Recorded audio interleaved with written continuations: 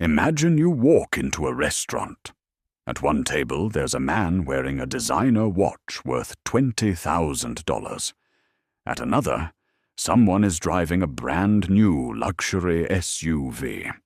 And sitting quietly in the corner is a guy wearing a plain gray sweater, old sneakers, and a $30 backpack. If you had to guess who was the richest person in the room, most people would never pick the guy in the corner. But statistically, that's often exactly who it is, because the people who look rich and the people who are rich are frequently two completely different groups. And the reason why reveals one of the most expensive psychological traps in modern society. Most of us learn what wealth looks like from movies: luxury cars, designer clothes, massive houses, private jets, expensive watches. For decades we've been taught that wealth is something you can see, something that announces itself, something that enters the room before the person does. But there's a problem.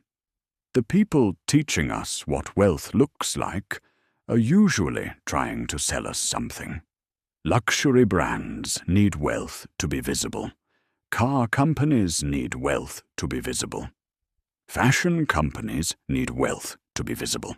Social media influencers definitely need wealth to be visible. Because if wealth becomes invisible, nobody feels pressure to buy the costume. And that's exactly what it often is. A costume. Not wealth, just the appearance of it. Humans are status-driven creatures. Thousands of years ago, status increased your chances of survival. The higher your status, the more resources you had access to. The safer you were, the more influence you had. That wiring never disappeared. It simply adapted. Today, status is often communicated through consumption. What car you drive, what clothes you wear, what phone you own, where you vacation. The problem is that status signals are visible. Actual wealth isn't. You can see a Rolex. You can't see someone's investment portfolio. You can see a luxury car. You can't see the absence of debt. You can see designer clothing.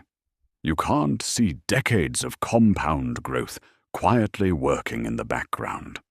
And because humans naturally focus on what they can see, we often mistake spending for wealth, even though they're often opposites. Here's something strange. The wealthier people become, the less incentive they often have to prove it. Think about it. If someone has $10 million invested and generating income every year, who exactly are they trying to impress? They've already won the game. Many wealthy people stop buying things to signal status because they no longer need status validation from strangers.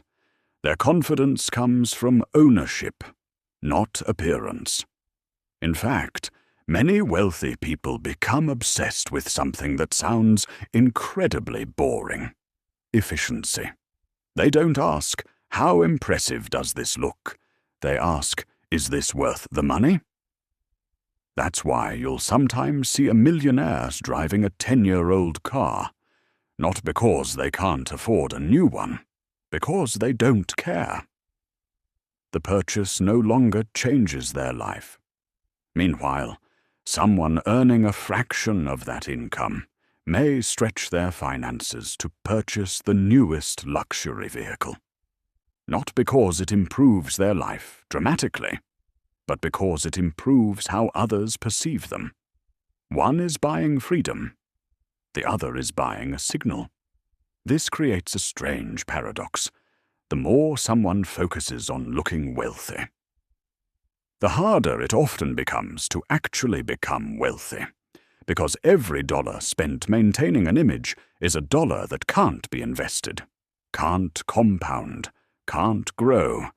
The luxury car payment, the designer wardrobe, the expensive upgrades. Individually, they seem harmless, but over years they quietly steal future wealth. The irony is brutal. Many people spend money trying to look like the people who became wealthy by not spending money that way. They're copying the image while ignoring the behavior. And behavior is what created the wealth in the first place. So why does the richest person in the room rarely look rich? Because real wealth and visible wealth are not the same thing. One is built for attention. The other is built for freedom. One wants to be seen. The other doesn't need to be. And once you understand that difference, you start noticing something everywhere. The loudest signals of wealth are often coming from the people who have the least of it, while the people with the most money are quietly sitting in the corner, looking completely ordinary. And that's what makes them so difficult to spot.